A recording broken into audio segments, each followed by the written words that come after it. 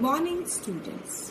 Today we are starting another law of vector addition, that is parallelogram law of vector addition.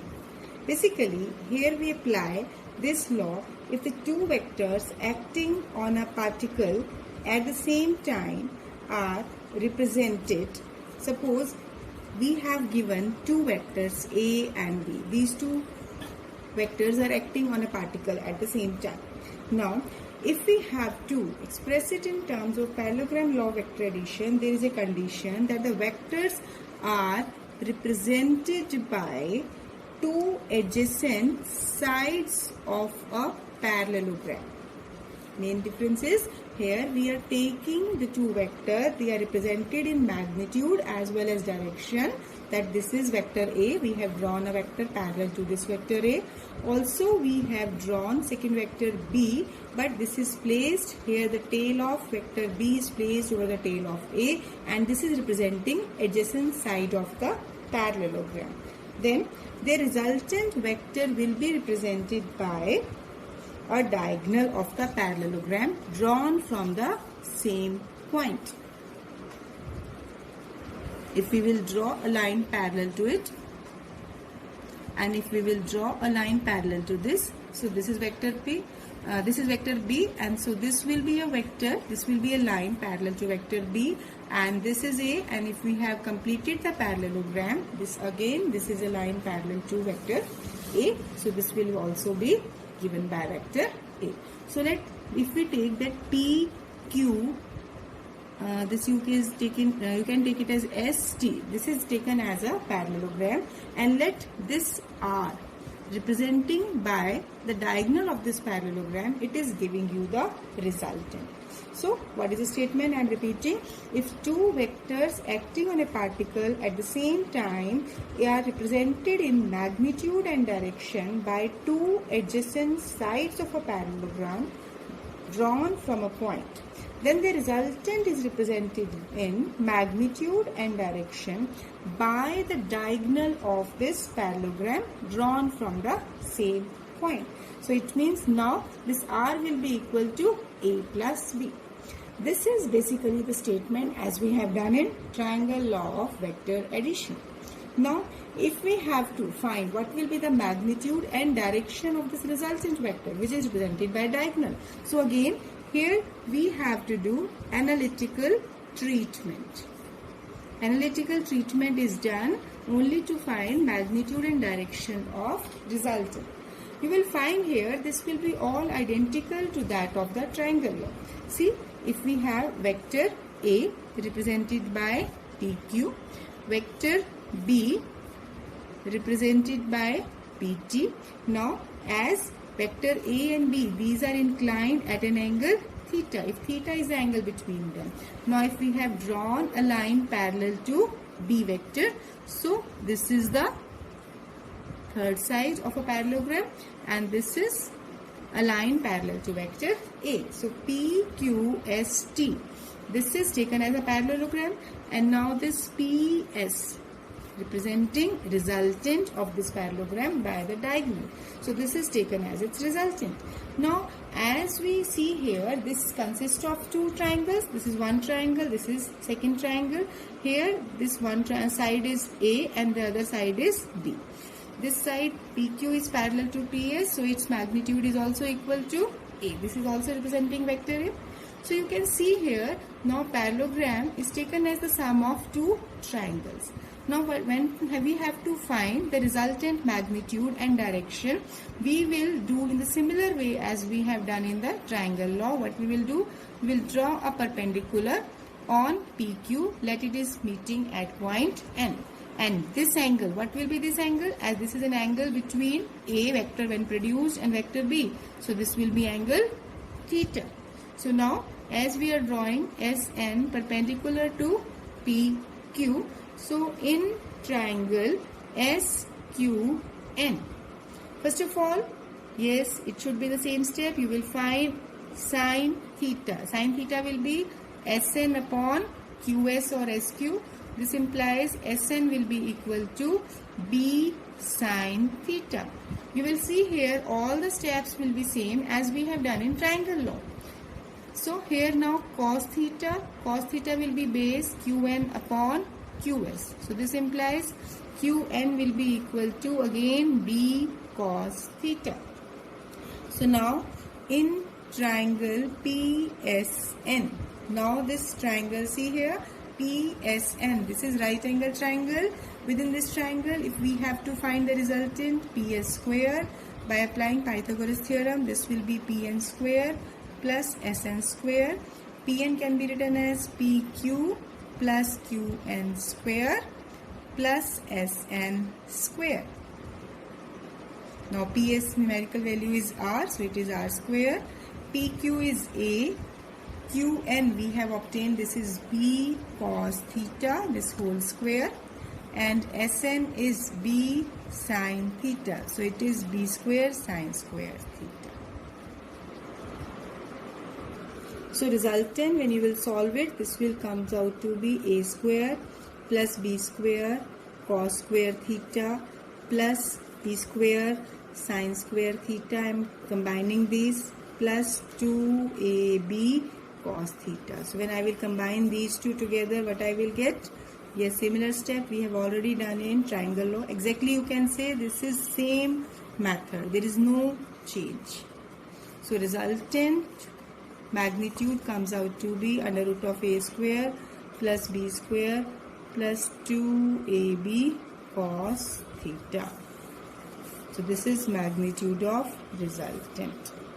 Similarly, if I have to calculate the direction of resultant, so as per this figure, let resultant is making an angle theta, it's making an angle beta. Theta is the angle between A and B. You can take it beta, alpha, any angle you can take. So in triangle PSN, again take tangent beta. It will be perpendicular SN upon base PN. So here Sn we have taken, this was your B sin theta, and Pn is PQ plus Qn, as PQ is A and Qn is B cos theta. So now there is no difference. This is the formula which is giving direction of vector R, direction of resultant with respect to vector A.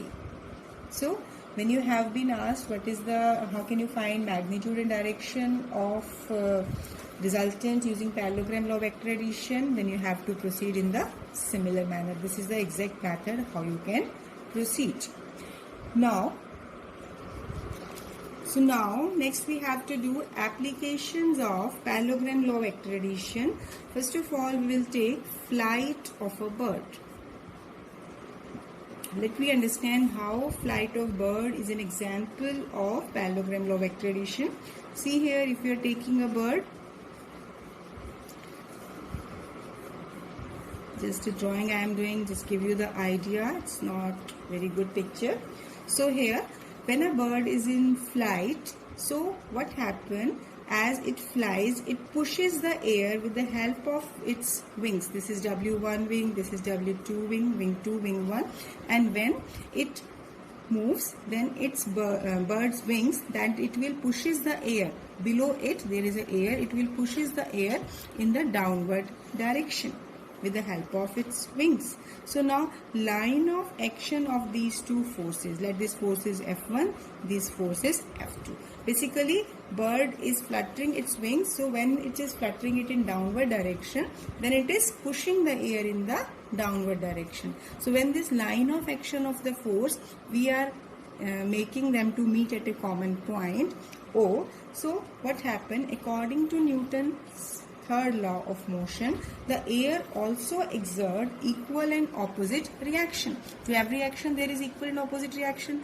Force acting on the air is in this direction. So line of action of force corresponding, what we will get by Newton's third law of motion, here will be reaction force. Similarly on this line of action of force, also equal and opposite reaction force. So you have not to complete it at this point.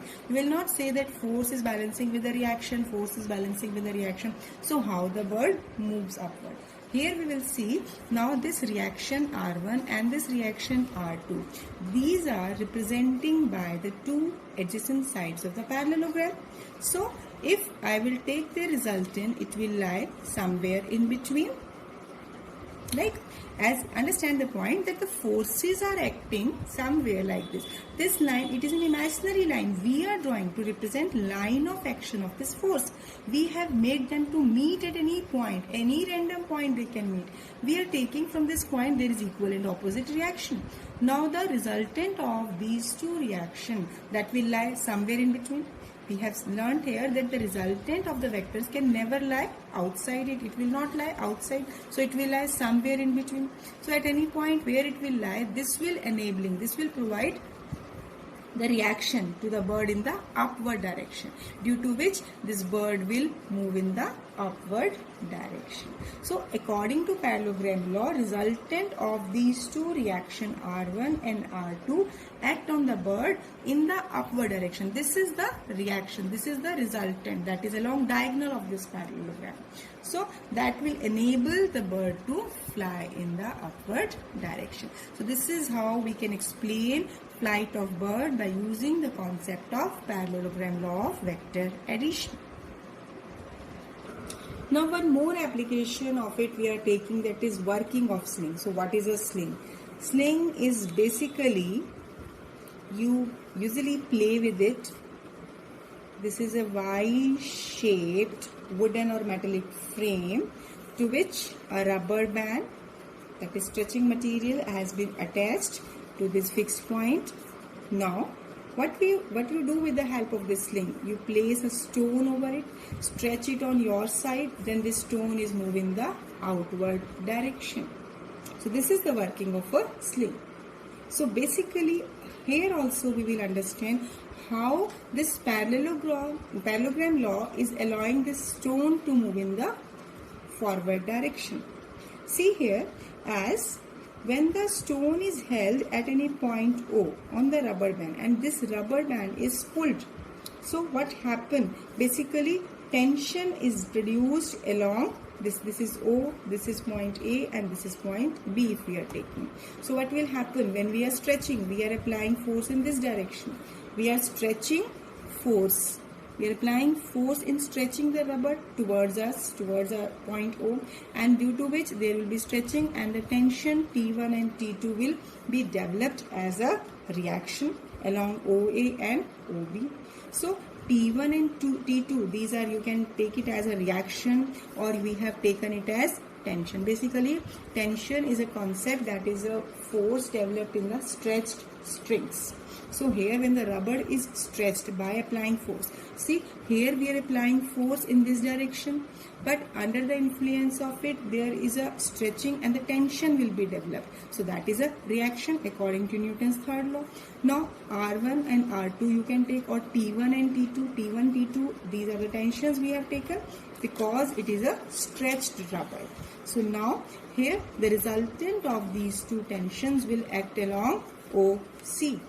So correspondingly now more will be the force with which we are pulling. With more force it will be moving along the direction outward. So by this way the stone is pulled in the outward, thrown in the outward direction by stretching the rubber towards our side. So by this way you can explain here that how this parallelogram law applying at this point where T1 and T2 are representing by the two adjacent sides of the parallelogram and their resultant is represented by the tension T acting along OC, and hence as the stone is released it moves under the influence of this resultant tension. So sometimes it can be asked, how can we explain working of sling on the basis of parallelogram law of vector addition, or how can we explain that flight of bird is an example of composition of vector. So what is this? This is nothing new concept which I have explained. We have to write in that way. Now next we are doing polygon law of vector addition. Triangle law vector addition and parallelogram law vector addition was used when we have given two vectors. But if there are more than two vectors, if any number of vectors are acting on a particle at the same time. So suppose we have vector A, vector B like vector C or vector D. So number of vectors are there. So how to find their resultant? In that case, we will use this polygon law of vector addition. Although this polygon law of vector addition, it is an extension of the triangle law of vector addition. Let me explain it how. See, if any number of vectors acting on a particle at the same time are represented in magnitude as well as in direction by the sides of an open polygon taken in same order, we have to take care of their order. They have to be taken in the same order. Then the resultant in magnitude and direction, resultant will be given by closing side of a polygon taken in opposite order. See how to draw it. As we are taking, we have 4 vectors, it has been shown here. So I am taking a vector parallel to A. Now touching the tail of second vector over the head of first vector, I am drawing vector B. Again placing the tail of vector C over the head of vector B, so it will be vector C. Again in the similar basis, put the tail of D over the head of C, so we are getting vector D. Following the same rule, general rule for vector addition, placing the tail of one over the head of the other. Now, so as per the statement, if any number of vectors acting on a particle are represented in magnitude and direction by the sides of this open polygon. What is open polygon? Polygon having number of sides. So here when we are representing vector, these are representing the sides of an open polygon because this side is missing. So now the resultant of all these vectors will be given by closing side of the polygon taken in opposite order. This will be the resultant. This is represented by the closing side of the polygon taken in opposite order. See here, its direction is reversed. Here direction, this is from, if we are taking it to be, let it be P, Q, S, T, U. So here PQ having direction, and now the same order as that of triangle rule we are taking.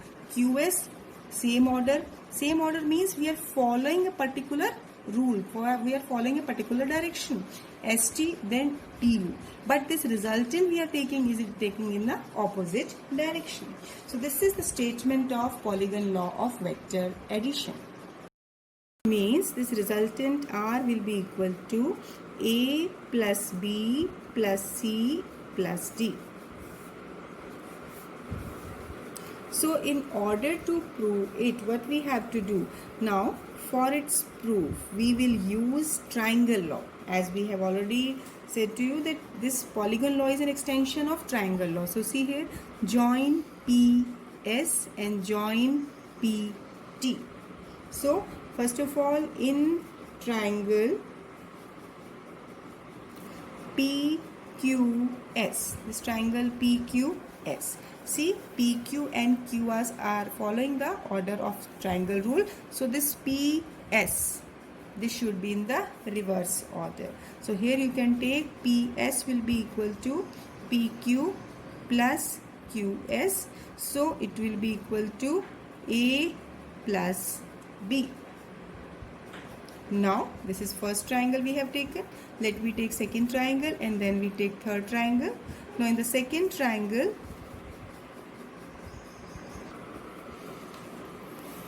in this triangle we are taking PST. So again PT will be taken as the resultant. This will be PS plus ST. Now PS we have obtained from here. This is A plus B and this is ST. This is C. So here you can see this PS is A plus B. Now by applying triangle law, here A plus B plus C. So PT comes out to be A plus B plus C. Similarly, apply triangle law in triangle. Last triangle we have left PTU. So here final resultant is PU. This PU will be PT plus TU. So PU, now you can see here this PU we have represented by capital R, that is taken as a symbol for resultant. So R will be equal to this A plus B plus C plus D. Substitute the value here. This R is equal to A plus B plus C plus D.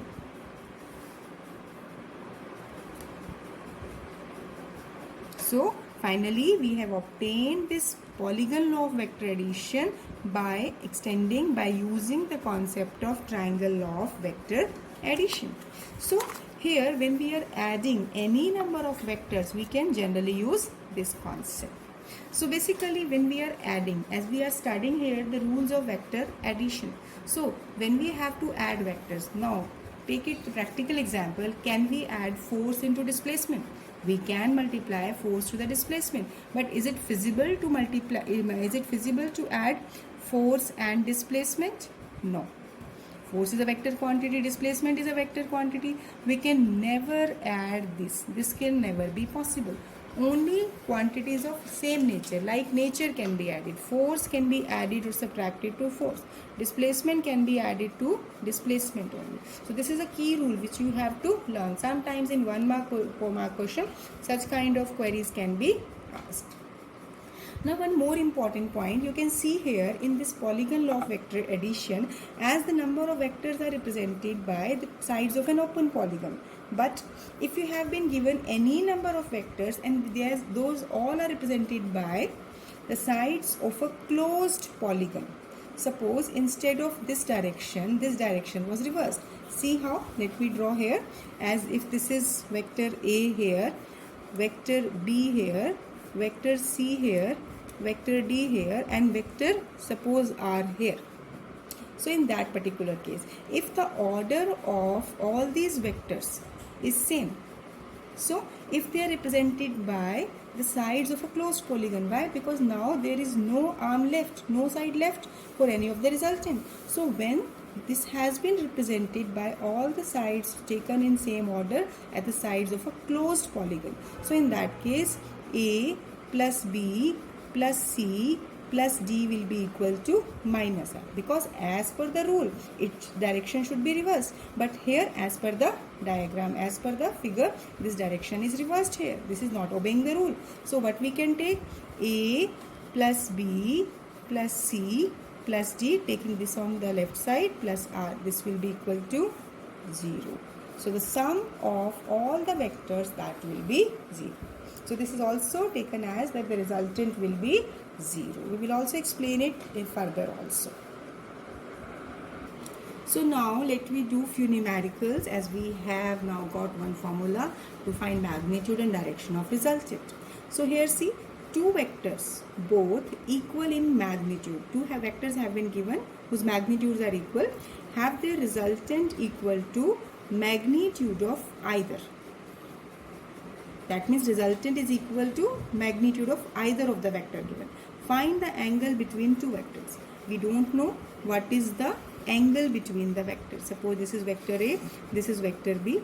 As their magnitudes are equal, let me take their magnitude to be equal to x. We don't know the angle between these two vectors. So what we will do? Well, we will follow the conditions given. Here one condition is given, the two vectors are equal in magnitude and their resultant is equal to either of the magnitude of the two.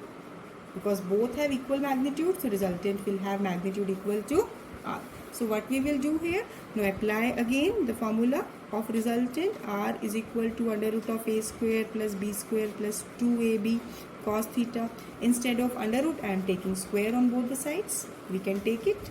So now R, substitute the value of R, A and B. So it will be x square equal to 2x square plus 2x square cos theta. So 2x square 1 plus cos theta. So x square equal to 2x square 1 plus cos theta. X square cancelled out. 1 by 2 equal to 1 plus cos theta. So this is mathematical step. Main step, we have to understand the values of resultant and vector A and B. So now here when you will solve, cos theta will be 1 by 2 minus 1, it will be minus 1 by 2. So this can be taken as minus cos 60, or it is cos 180 minus 60, that means cos 120 degree. So from here, basically this is the trigonometric relation that you will study in class 11 in maths. One chapter is there on the trigonometric functions and their conversions. So now from this, as cos 180 minus theta, this will come out to be, theta is 60 degree. So 180 minus 60, this is 120 degree. So angle between the vectors will be 120 degree. It means vector A is this, vector B is this. So angle between them will be 120 degree. So such kind of questions you have to practice. Now let me take one more numerical. Two equal forces act at a point. The square of their resultant is 3 times their product. This is the main condition. Within these two lines, all the concept is hidden. If you understand this point, you can easily solve this question. So find the angle between them. First condition is given, two forces acting at a point, they are equal. So you can take both to be same. You can take it as F or X. Now resultant, what about resultant? Square of resultant means R square is equal to 3 times their product. It means 3 times the product of the forces. So now let the two forces are F1, F2 equal to F, and resultant square is equal to 3 F1, F2. That means 3F into F, 3F square. So now R square will be equal to F1 square plus F2 square plus 2F1 plus 2 F1 into F2. I am putting the value F1, F2 as F into cos theta. Directly I am taking F1 and F2 as F. So now 2F square plus 2F square cos theta, and here R square is equal to 3F square. Right? Now taking 2F square common from the right hand side, 1 plus cos theta. Now this F square will be cancelled out. We are left 3 by 2 equal to 1 plus cos theta. See also here, what is the new step? These 2 points, if you have clarity of these 2 points, rest all steps are quite simple. Now take 1 on this side, 3 by 2 minus 1 equal to cos theta. So it will come out to be 1 by 2 by taking LCM, and 1 by 2 is the value of cos function at an angle of 60 degree. So it is cos 60 degree. So theta will be 60 degree, or it can also be written as pi by 3. In both the ways it can be written in the books. So by this way we can solve the numericals. Only one basic formula is used. Now let me take another numerical. At what angle two forces P plus Q and P minus Q act on a particle so that resultant is under root of 3P square plus Q square. See, if we have the formula for resultant as A square plus B square plus 2AB cos theta, and if A is equal to P plus Q and B is equal to P minus Q, and R is given to be under root of 3P square minus, this is 3P square minus or plus, I will just confirm it. So it is 3P square plus Q square. So now simply R square will be equal to 3P square plus Q square. So see here, as per this formula, there is no other concept. Just substitute the values here and simplify it to get the value of angle. So while substituting and solving, you have to be careful. There is only the chances of mistakes. R square we have substituted. Instead of A, P plus Q square. Instead of B, P minus Q square plus 2 P plus Q, P minus Q cos theta. So now you will expand it. Here it will be P square plus Q square plus 2PQ plus A minus P minus Q square. This is P square plus Q square minus 2PQ. Here now again taking the formula plus 2 P square minus Q square cos theta. So here this factor, common factor, will cancel out. We are getting only 2 P square plus 2 Q square plus 2 P square minus Q square into cos theta, and on the right hand side it is 3 P square plus q square. So what we are getting on solving it, on the left side, this is p square minus q square. So 2 into p square minus q square cos theta. So here this factor will cancel out. Now we are left with 1 by 2. Again, in the similar way, we are getting 1 by 2 is the value of function for 60 degree. So angle between the vectors p plus q and p minus q will be 60 degree or pi by 3. Now next numerical. Two forces acting on a particle in opposite direction have resultant 1 Newton. If they act at right angle to each other, resultant is 5 Newton. Find the value of two forces. See here, in this statement, two informations have been given. So guess those informations first. Two forces acting on a particle in opposite direction. So if one force act along this, second forces act along this. So the resultant will be represented by F1 minus F2 equal to 1 Newton. First point this one. Second point, if they act at right angle. They act at right angle, then the resultant will be given by under root of F1 square plus F2 square. Why? Because cos 90 is 0. So here this resultant is given to be 5 Newton. Now just solve these two equations to get the value of two forces. So from first we can take that F1 can be taken as 1 plus F2. Now from equation 2, r square will be F1 square plus F2 square. This will be equal to 5 square. That means 25. So what you will do here, substitute F1 in this equation. So we will get 1 plus F2 square plus F2 square equal to 25. 1 plus F2 square plus 2 F2 plus F2 square equal to 25. So we are getting here, this is your 2F2 square plus 2F2 and plus 1 minus 25 equal to 0. So we are getting a quadratic equation here, F2 square, 2F2 square plus 2F2 minus 24 equal to 0. It means F2 square plus F2 minus 12 equal to 0. So now make the factors. Here you will solve, this is plus 4F2 minus 3F2 minus 12. So here taking F2 common, 1, this is F2 plus 4 and minus 3 common, here F2 plus 4 equal to 0. So here we are getting F2, this we are getting F2 minus 3, this is, and F2 plus 4. So it means F2 minus 3 equal to 0. This implies F2 equal to 3 Newton and F2 plus 3 equal to 0. It means F2 equal to F2 plus 4 equal to 0 means this is minus 4 Newton. So these are the values of F2s. Now what will be the value of F1? 1 plus F2. So it means first value will be 1 plus 3, that is 4 Newton, and it can be 1 minus 4, it will be minus 3 Newton. So one pair can be this one or the second pair can be this one.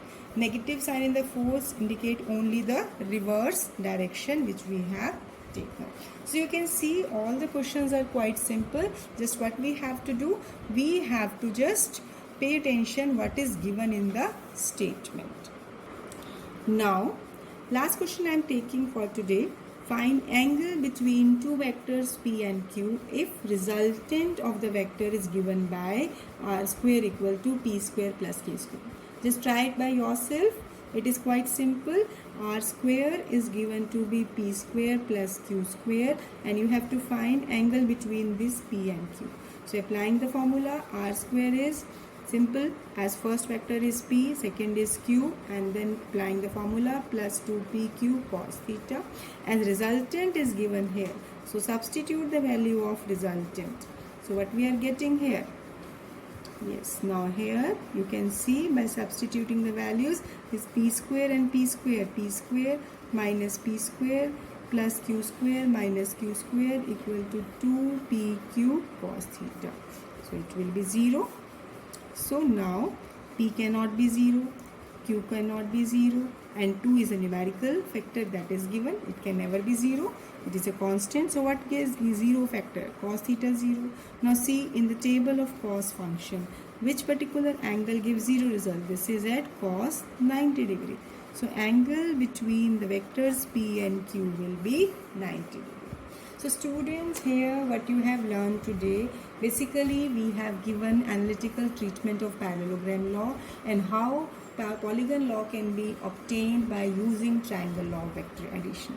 Most important is the formula for magnitude and direction of the resultant. Today we have solved numericals on the basis of the formulas. So practice more numericals. More you will do the practice of such kind of questions, more you will be able to get confidence over these questions. So keep practicing all the concepts. Thank you. Have a nice day.